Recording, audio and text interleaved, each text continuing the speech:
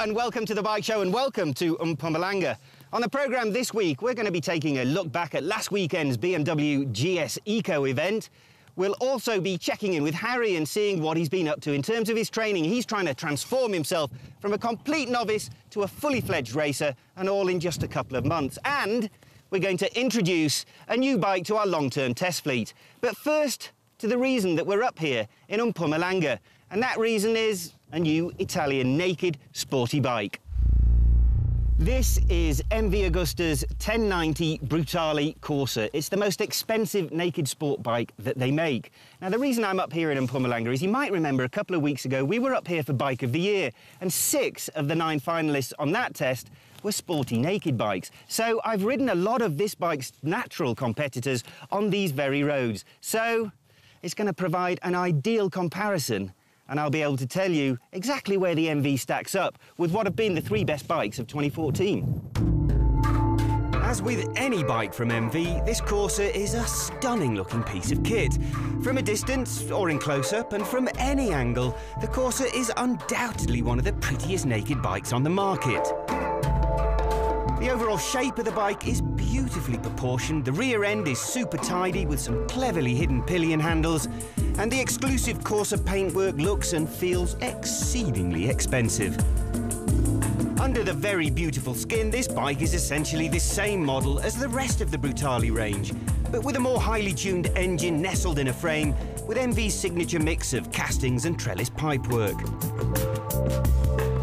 Top of the range Öhlins forks and an equally trick Sachs rear shock take care of the bouncy bits, and a set of Brembo's finest monoblock calipers sort out the braking. As you can see from our brain bucket specs, this is a powerful bike, pumping out the kind of horsepower you'd expect on a fully fledged superbike. The figures are certainly impressive, but how do they translate to the road? The first thing that grabs my attention is the suspension. It's much softer than you'd expect, which makes it a lovely setup for the road. When you're really cracking on though, the rear is perhaps a touch too soft and can make the Corsa a little understeery on some of the corner exits. That's not a problem though. If you want to ride harder or maybe take in a track day, the infinitely adjustable forks and shock mean that you can easily set the bike up for the kind of riding you'll be doing. The great thing about naked sport bikes is that the upright riding position and high handlebar result not only in increased comfort, they also make it easier to hustle the bike through the twisties. And when you get the Corsa up to speed, like all naked bikes, the lack of wind protection means you actually feel like you're really shifting. The sensation of riding is that bit more real when you're occasionally battered by gale force winds, and that to me is a very good thing. So what is it then that sets the Corsa apart from the cheaper Brutales? Well, we've mentioned the special paint. We've touched on the top-of-the-range suspension and brakes, but there's also the lightweight wheels that come from the F4RR Superbike. And in terms of the smaller details, the list of extras seems to go on forever. A carbon hugger and front mudguard, lovely billet pieces for everything from brake and clutch reservoirs to the foot pegs and brake levers. There's a dedicated tank guard, a redesigned number plate holder, and a general level of fit and finish that makes you feel the bike is worth every cent of its rather steep asking price.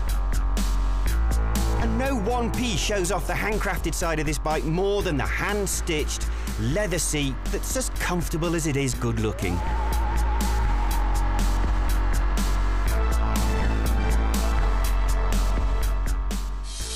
Back on the road, and I'm loving the Brutale. With a 4-cylinder engine, its direct competitors are the likes of BMW's S1000R and the Japanese naked bikes. It measures up, no doubt, with 2 riding modes, 8-way adjustable traction control and ABS that can be put in race mode or turned off completely. It has the necessary safety features for when you want to ride just a bit more sensibly.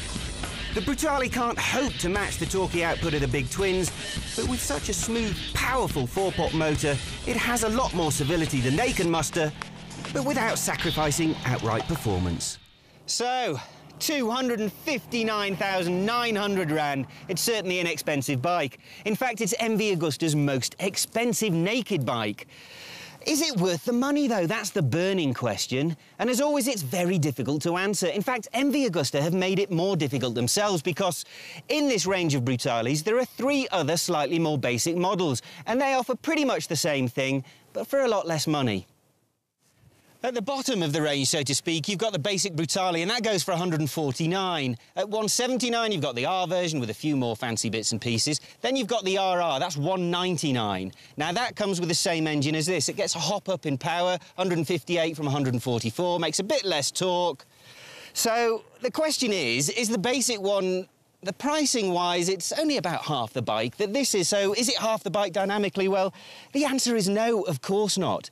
Then that brings into question, is this any value at all? Well, as I've shown you, it's got all the trick bits and pieces you could ever possibly wish for. So it boils down, as always, to the size of your bank balance. If it's pretty big and it can take a 260,000 rand hit, you've got to have the expensive one, haven't you? Well, that does look an exceedingly beautiful bike, and you obviously liked it, but I've got a feeling you're holding out on me here. There's something you're not telling us. Yeah, you're right, Harry. It's possibly the most beautiful naked bike there is. I know we've had a lot of good ones, haven't we? The Ducati Monster and the KTM recently. They are fantastic-looking things, but for me, the MV Agusta 1090 has got it. But you're also right. I am kind of in two minds. I'm holding back. Look, I thought it was maybe the most expensive naked bike there is in the world, but I suddenly remembered there's a couple of 400,000 rand motors. But it's still expensive, isn't it? It makes it a bargain then, doesn't it? Absolutely. And this is the problem. MV Agusta's own range of 1090 Brutales goes right down to the basic one, like I said, which doesn't even have a name after it. It's not a 1090R or anything. And that costs 149,000 rand. So it's 110,000 rand cheaper. And is the Corsa 110 rand better? 110,000 rand, sorry, better?